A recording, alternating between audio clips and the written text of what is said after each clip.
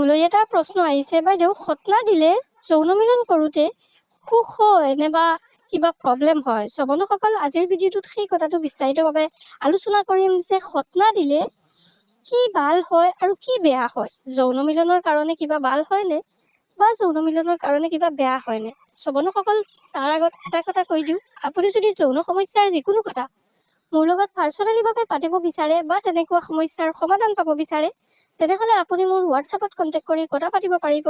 কিন্তু এইটো এটা পেইড প্ৰক্ৰিয়া, যাৰ কাৰণে ফিজ পে' কৰিব লাগিব। আৰু যদি আপুনি এই কথাটো জানিব বিচাৰে, তেনেহ'লে ভিডিঅ'টো শেষলৈকে চাই থাকক। তাৰ আগত এটা কথা কৈ দিওঁ, বন্ধুসকল চাওক, খতনা দিয়া এইটো এটা মুছলিমসকলৰ ধৰ্মগত কথা আৰু সিহঁতৰ ধৰ্মত এইটোক সুন্নত বুলি কোৱা হয়।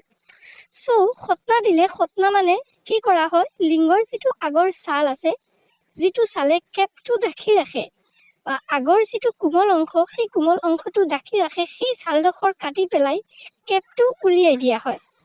সেই কেপটো উলিয়াই দেওয়াৰ কাৰণে কি বেয়া হয় আৰু কি ভাল হয়? সেই কেপটো উলিয়াই দিলে কিছুমান ভাল হয়, বেয়া হোৱাৰ একোৱেই নাই। যিটো হয় ভালেই হয়। কেপটো উলিয়াই দিলে কি হয়, তোমাৰ ইনফেকশ্যন হোৱাৰ চান্স কম থাকে আৰু কেতিয়াও আপোনাৰ লিংগত ইনফেকশ্যন নহ'ব, আপোনাৰ লিংগত দুৰ্গন্ধ নহ'ব, আপোনাৰ লিংগ সদায় চাফ হৈ থাকিব।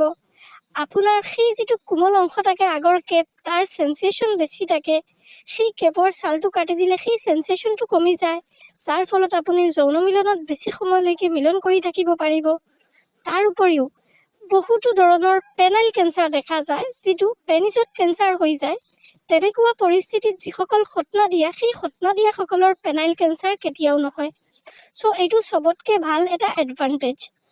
বন্ধুসকল, যৌন মিলনত তাৰ প্ৰভাৱ এনেকুৱা পৰে যে যৌন মিলন কৰোঁতে খতনা দিয়াসকলে কম্পেয়াৰ টু খতনা নিদিয়াসকলতকৈ বেছি সময় মিলন কৰিব পাৰে। আশা কৰিছোঁ আপুনি গম পাইছে। ভিডিঅ'টো ভাল লাগিলে মোৰ চেনেলটো ছাবস্ক্ৰাইব কৰক আৰু লগতে বেল আইকনটো অলত ছেট কৰক। ধন্যবাদ।